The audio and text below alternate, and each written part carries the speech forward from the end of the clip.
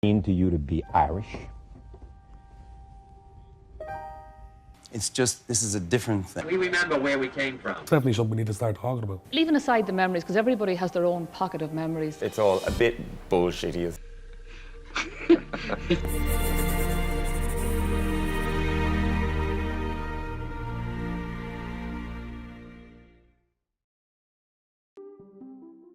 Technology has shifted the way humans live today.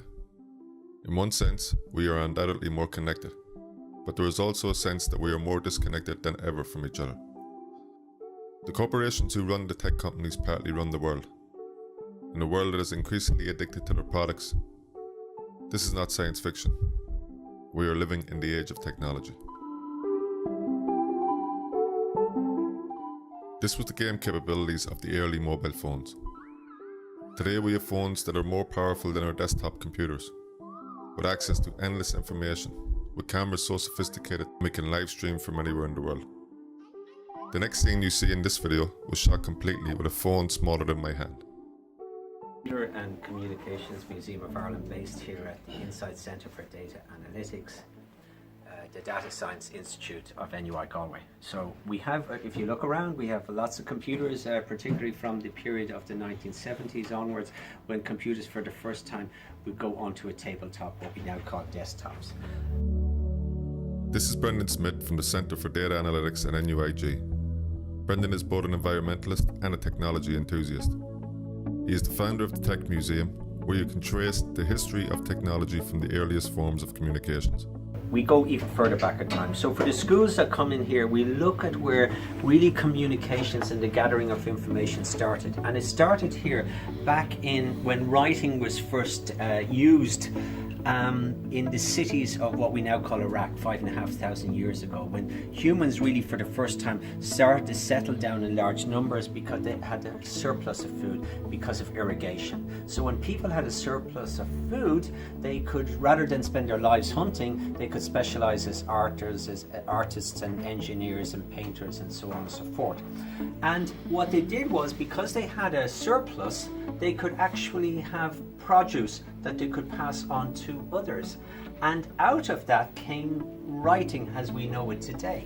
So if you look at this picture of a mud tablet from what is now Iraq, you will see on it inscriptions or pictures of people. Sadly, they were possibly slaves. You see grain, crop icons, you see cattle and so on. So that was really the beginning of writing, done by accountants to keep control of the products that they were selling. And if you look at our phone today, we have icons again. And that's something to bear in mind. So we've come full circle in many ways. We're right back to pictures, hieroglyphics, call them what you may. That full circle has taken us thousands of years to get to. But over the last 30 years, we've experienced an explosion of digital innovation, which has advanced to such an extent that the analog world of yesterday is a thing of nostalgia.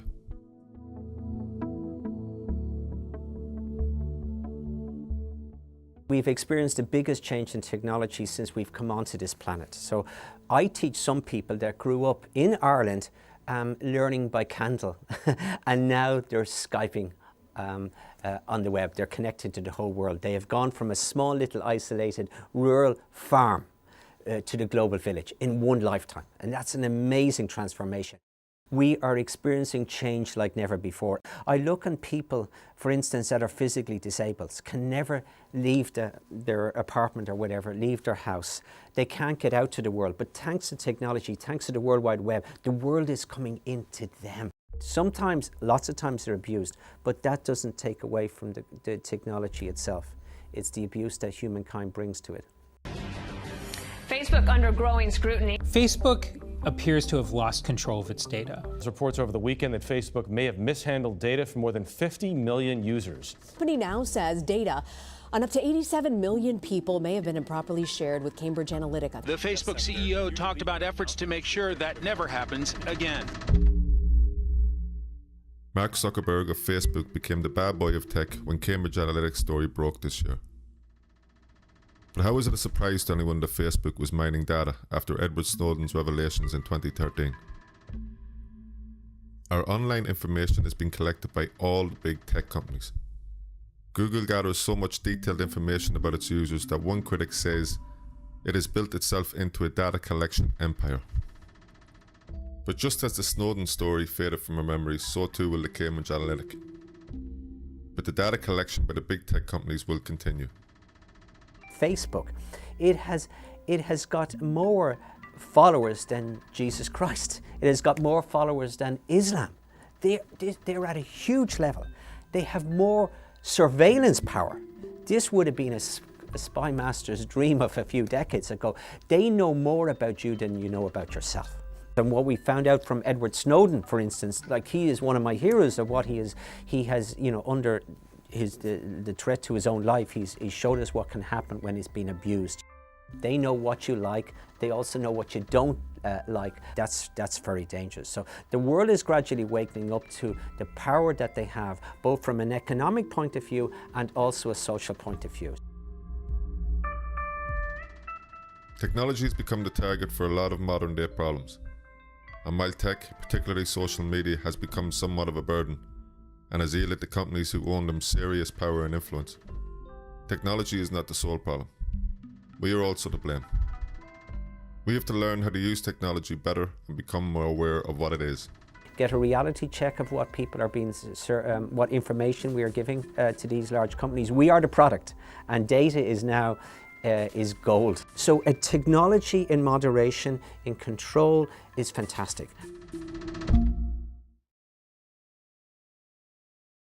And while we learn to use technology better and start to recognize when we misuse it, the tech industry will keep building faster engines. The people behind the tech companies need to turn their attention to making technology work for the betterment of the world, and not merely to see us as advertising units. I think the internet is a tremendous resource. It has brought people together, it's given us so much information that can help make the world a better place, you know? So I don't think the internet is how would I put it, an enemy by default. It can be used badly, you know, and that is the actual problem itself.